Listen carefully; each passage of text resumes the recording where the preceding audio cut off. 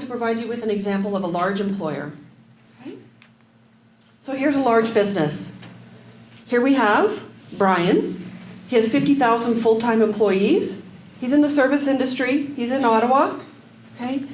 The same thing, his communication preference is online and in person as well.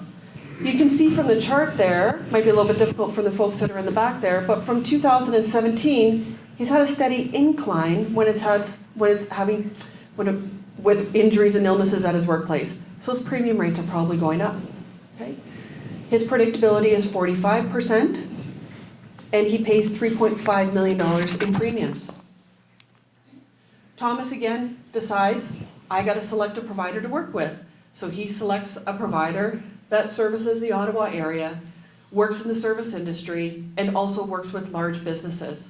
And that provider is going to help Thomas complete the online assessment.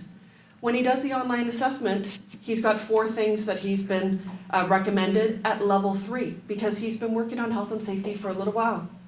So health and safety, the topics that they have recommended is internal audit, management review, health and safety continual improvement, and corporate social responsibility.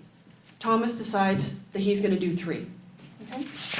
He develops those, and he implements them, and he submits the evidence into us.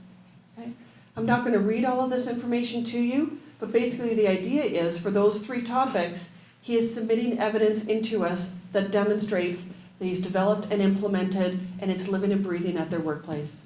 Okay? He passes the validation. Now he's getting ready to get the rebate calculated for him. Okay? So the rebate is $3.5 million. His predictability is greater than 20%, so he gets 1.4% per topic. He chooses 3 topics.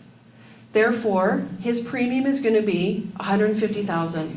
It's actually a little bit more if you did the simple math. It's $150,000 and change.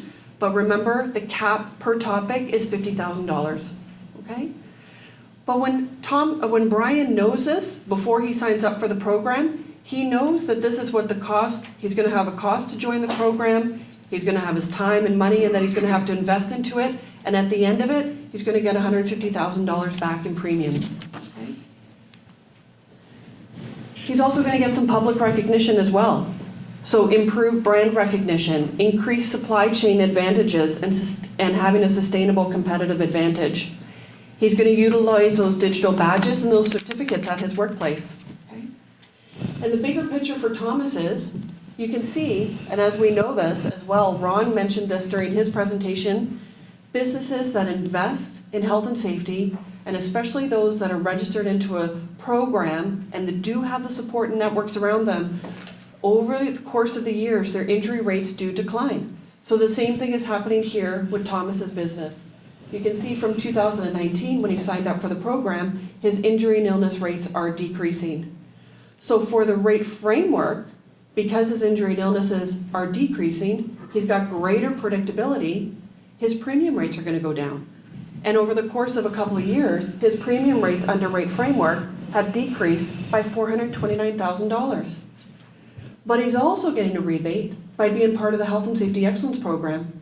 He's been in the program for 2 years, received $150,000 both years. That's $300,000 combined together over 2 years. That's $729,000. Okay? This is the business case that you need to put forward when you folks are working on health and safety at your workplace.